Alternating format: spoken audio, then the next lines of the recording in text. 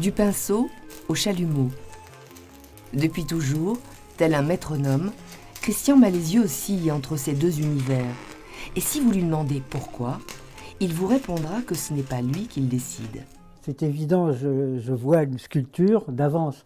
J'aurais pu voir une peinture, mais non, je vois une sculpture. Une sculpture, c'est en 3 dimensions et on ne peut pas jouer avec ça, on ne peut pas le faire en peinture. Non, il faut une sculpture. Ça s'impose. Quand on a quelque chose en suspens qu'on doit faire, ça nous travaille et il arrive un moment où il faut le faire, quoi. Sans ça, on ne se sent pas bien.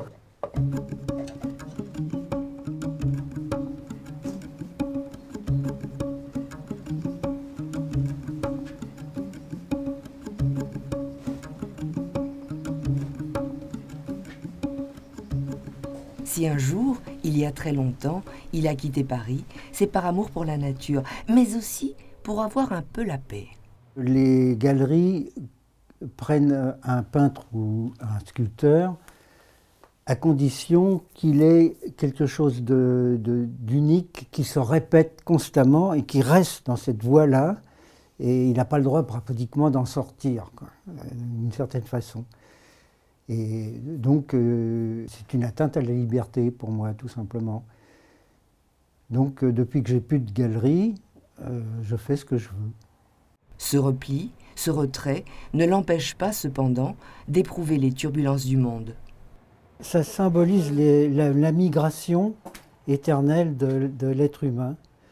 Il est à la fois le bateau, le migrant et le bateau qu'il transporte. Et c'est pas sans danger. Il s'enfonce dans l'eau, il y en a qui ne reste plus que la tête. Oui.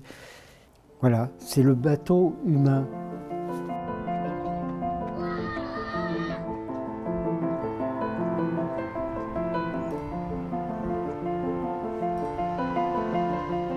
Christian Malézieux aime la solitude, mais attention, ce n'est pas un ours. Et quand un visiteur se présente, il l'emmène volontiers voir le chemin de croix de l'église. On voit l'histoire d'un seul coup, comme ça donne une unité et une continuité plus proche de la bande dessinée. Parce qu'en fin de compte, c'était une BD à l'origine. C'est un genre d'instruction pour les illettrés, leur apprendre l'évangile, etc. Et justement, je me disais, ça va poser des problèmes.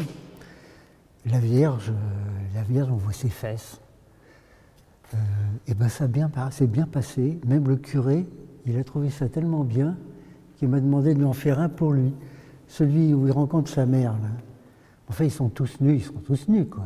Ça ne s'adresse pas à une époque, à un peuple particulier, à un pays ou quoi que ce soit. Et ce qui rend la chose le plus intemporelle, quoi, en plus.